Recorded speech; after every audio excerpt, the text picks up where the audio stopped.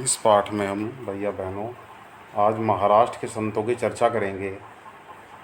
13वीं से 17वीं शताब्दी तक के बीच में महाराष्ट्र में अनेक संत हुए जिन्होंने सरल मराठी भाषा में गीत लिखे जो आज भी जनमन को प्रेरित कर रहे हैं। उनके नाम हैं ज्ञानेश्वर, नामदेव, एकनाथ, तुकाराम, सखूभाई जैसी स्त्रियां तथा चोखा मेठा का परिवार, जो अस्पृश्य समझे जाने वाली महार जाति का।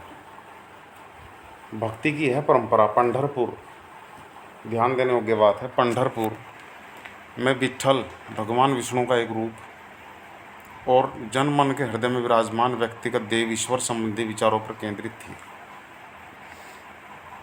इन सभी कवियों ने कर्मकांड, पवित्रता के ढोंगों और जन्म पर आधारित सामाजिक अंतरों का विरोध किया, सरल जीवन जीने पर जोर दिया। सुप्रसिद्ध गुजराती संत नरसिंह मेहता ने कहा था, वैष्णव जन तो तेने कहिए, पीर पराई जाने रे। संत तुकाराम का एक मराठी भक्ति गीत सामाजिक व्यवस्था पर प्रश्न चिन्ह उठाता है। इसे आप सब जो है पढ़ेंगे ध्यान से। उसके बाद है नाथपंथी सिद्ध और योगी। इस काल में अनेक ऐसे धार्मिक समूह भी उभरे जो साधारण तर्क वितर्क का सहारा लेकर रूढ़िवादी धर्म के कर्मकांडों और आदि की आलोचना करते थे। इनमें नाथपंथी, सिद्धाचार और योगी जन उल्लेखनीय हैं। ये योगासन, प्राणायाम और चिंतन जैसी क्रियाओं के द्वारा शरीर को प्रशिक्षण देने की आवश्यकता पर बल देते थे। ये नीची कही जाने वाली जातियों में बहुत लोकप्रिय हुए। चित्र में आप देख सकते हैं योगी लोग, तपस्वियों का समूह। उसके बाद इस्लाम और सूफी मत। इस्लाम धर्म यानी कि एकेश्वरवाद, अल्लाह के प्रति पूर्ण समर्पण का दृढ़ता से प्रचार किया। इन्होंने अपना कानून शरिया जिसे बोलते हैं, आज भी इनका अलग ही कानून चलता है, शरिया, और इस्लामिक धर्मशास्त्र के विभिन्न पहलुओं को विकसित किया। इस्लाम धीरे धीरे और जटिल होता गया।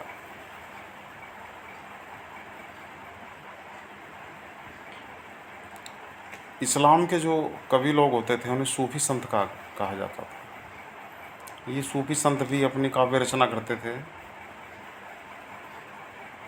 चित्र 4, आनंदित सूफी। ये सूफियों का चित्र दिया गया है। कश्मीर में 15वीं और 16वीं शताब्दी में सूफीवाद शुरू हुआ। कुरान की पांडुलिपि से लिया गया एक पृष्ठ, 15वीं शताब्दी। कुछ प्रमुख सूफी संतों के नाम थे, जैसे अजमेर के ख्वाजा मोइनुद्दीन चिश्ती, दिल्ली के कुतुबुद्दीन बख्तियार काकी, पंजाब के बाबा फरीद, दिल्ली के ख्वाजा निजामुद्दीन औलिया। आपने अजमेर के ख्वाजा मोइनुद्दीन चिश्ती, जिनकी दरगाह है, बहुत बड़ी दरगाह है, लोग बहुत जाते हैं वहाँ पर। और दिल्ली के ख्वाजा निजामुद्दीन औलिया। दिल्ली में निजामुद्दीन रेलवे स्टेशन का नाम तो आपने सुना ही होगा। वो इसलिए पड़ा है क्योंकि वहीं पास में दिल्ली के ख्वाजा निजामुद्दीन औलिया की दरगाह है।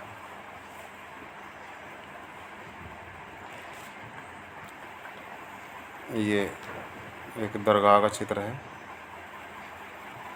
आज के लिए इतना ही, धन्यवाद।